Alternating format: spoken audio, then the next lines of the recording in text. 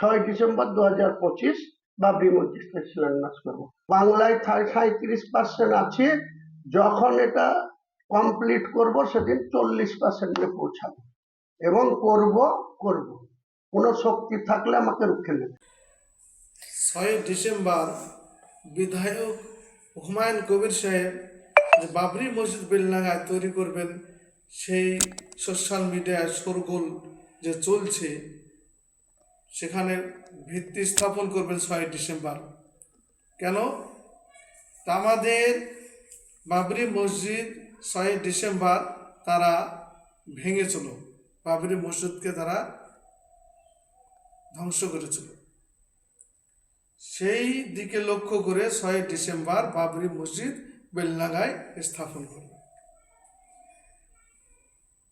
আমাদের 1992 সালে যে বাবরি মসজিদ তারা ধ্বংস করেছিল, দীর্ঘদিন ধরে কেস চলছে, মসজিদ ভেঙেছে, আমাদের ওপরে রায় হয়েছে, তারপরেও মসজিদ তারা জোর করে রায় নিয়ে আমরা আমাদের ভারতবর্ষের আইন কোর্ট সকলকে আমরা সাধুবাদ জানাই, কিন্তু এই যে রায় আমরা জানতে কারো বাকি নাই এটা কিভাবে হয়েছে।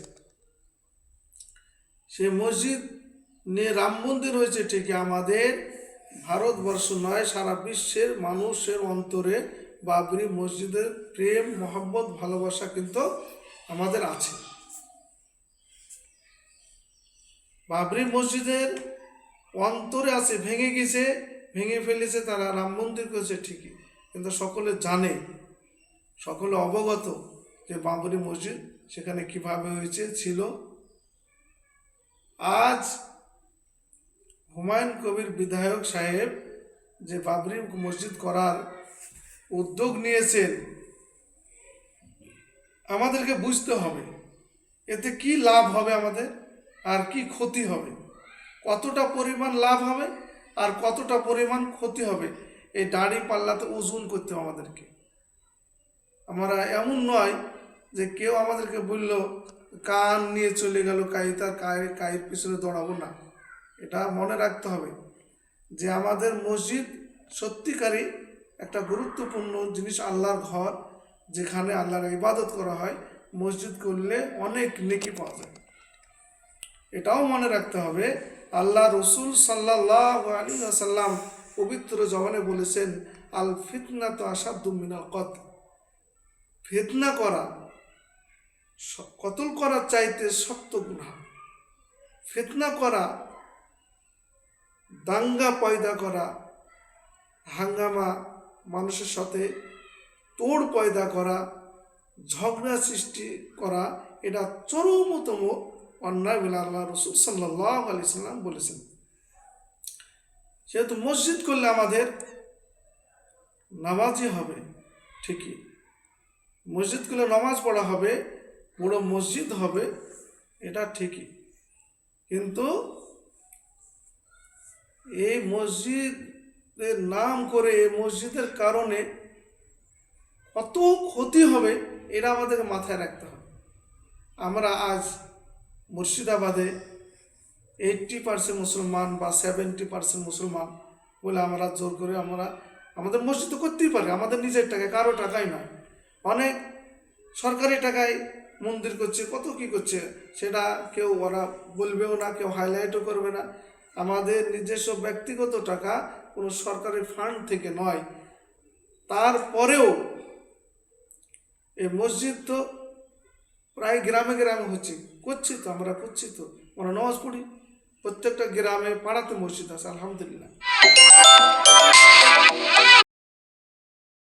এই মসজিদ করার কারণে বিভিন্ন জায়গায় কত অসহায় মুসলমান, তাদের উপর অত্যাচার করবে। আমরা যে বিজেপি সরকার আসার পরে কত কিনা দেখতে হচ্ছে, এই 14-15 বছর তারা গদিতে এসে আমাদের মসজিদ ভেঙে চুরমার করে দিল, কত মানুষকে অন্যায়ভাবে তাদেরকে মারলো, তাদের কেস কামারে কি হলো আমরা দেখতে পাচ্ছি। তো এটা ওরা কিছু মানুষ উৎ পেতে বসে আছে যে কোনো একটা কাজ ইস্যু তারা পায়, সেই ইস্যুটাকে নিয়ে বড় আকার রূপ ধারণ করে তারা একটা দাঙ্গা বাঁধাবে, দাঙ্গা তৈরি করবে। তারা একটা ষড়যন্ত্র তারা করেই আসছে। মাঝে মাঝে আমরা দেখতে পাচ্ছি সোশ্যাল মিডিয়ায় কোথাও না কোথাও এরকম একটা তারা ইস্যু বাতাবরণ তৈরি করছে, যাতে করে একটা ঝামেলা তৈরি হয়। আর ঝামেলা হলে ওদের লাভ, ভোট কালেকশন করা ওদের সুবিধা হবে। হ্যাঁ, যে তোমরা এক হও, হ্যাঁ, দিয়ে আমাদেরকে ভোট দাও, নাহলে তোমাকে মারবে। এই কত রকমের তারা ষড়যন্ত্র করছে। তা আমি বলছি এটাকে তাদের ইস্যু কিনা, তাদেরকে চক্রান্ত কিনা, এটাও ভাবার আমাদের দরকার আছে। সামনে ইলেকশন, যেহেতু ইলেকশন ওরা কত রকম কি করছে আমরা সকলে অবগত জানি।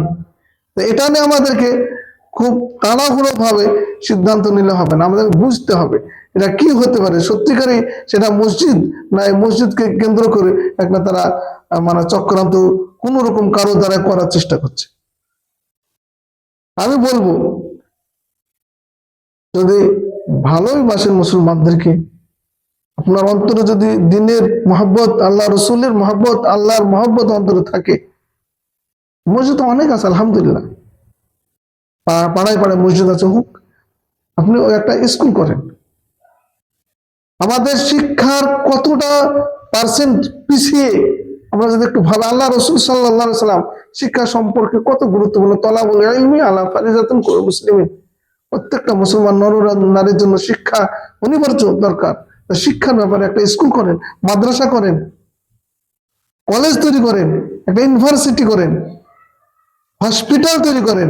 আমাদের প্রয়োজন, আমাদের শিক্ষার জন্য অনেক অন্য জায়গায় যেতে হয়, ইঞ্জিনিয়ার পড়ার জন্য, ডাক্তার করার জন্য, কলকাতায় কোথায় কোথায় মানুষ দৌড়ে বেড়ায়। আমাদের মুর্শিদাবাদে নেই। আমাদের মুর্শিদাবাদের চিকিৎসার ব্যবস্থা কতটা দুর্বল, এটা ভাবেন একটু। কত মানুষ ব্যাঙ্গালোরে চলে যায়, হ্যাঁ, একটা ক্যান্সারের হসপিটাল নেই। এগুলো করুন, অসহায় মানুষরা সহযোগিতা পাবে, তাদের শিক্ষাটা মানে চিকিৎসার ব্যবস্থাটা সুন্দরভাবে তৈরি করুন। আলহামদুলিল্লাহ, প্রত্যেকটা মানুষ আপনাকে ভোট দেবে। প্রত্যেকটা মানুষ চায় আমাদের সকলের জনগণের চাহাত পূরণ হোক। আজ শিক্ষা, অনেক মানুষ ছেলেরা শিক্ষা গ্রহণ করে, শিক্ষা লাভ করে তারা বাড়িতে বসে আছে, চাকরি নেই। এই ব্যবস্থাগুলো একটু ভাবুন। স্কুলের অবস্থা কি, পড়াশোনা কতটা পিছিয়ে, এগুলো ভাবুন। ভাই একটু মাথা ঠান্ডা করে কাজ করুন। এমন একটি কাজ আমাদের দ্বারা যেন না হয়ে যায়, যার কারণে বড় ধরনের একটা ক্ষতি হয়ে যাবে। হয়তো বাবরি মসজিদ করুন, এই বাবরি মসজিদটাকে কেন্দ্র করে কত মানুষ যারা বেগুনা মাসুম, তারা কিছু জানেই না, তাদেরকে এই হট্টগোল তৈরি করে তাদেরকে মারবে, তাদের হত্যা করবে। জেনে রাখবেন, যার দ্বারাই ঝামেলা তৈরি হয়, সে একজনের কতল যদি হয় করে, তার কারণে যত গুণা হবে সব তার ঘাড়ে চাপবে। যেমনি কেউ যদি নেকি করে, সদকায়ে জারিয়া, তার যত দিন বা কবরে চলে গেলেও সে কবরে শেষ নেকি পায়। তো জেনে রাখবেন, এমন একটি কাজ যদি হয়ে যায় যার কারণে মানুষের গুনার বাতাবরণ চলতেই থাকে, জেনে রাখবেন ওটাও কিন্তু তার ঘাড়ে বর্তাও হবে, গুনাহটাও তার কবরে পৌঁছাবে।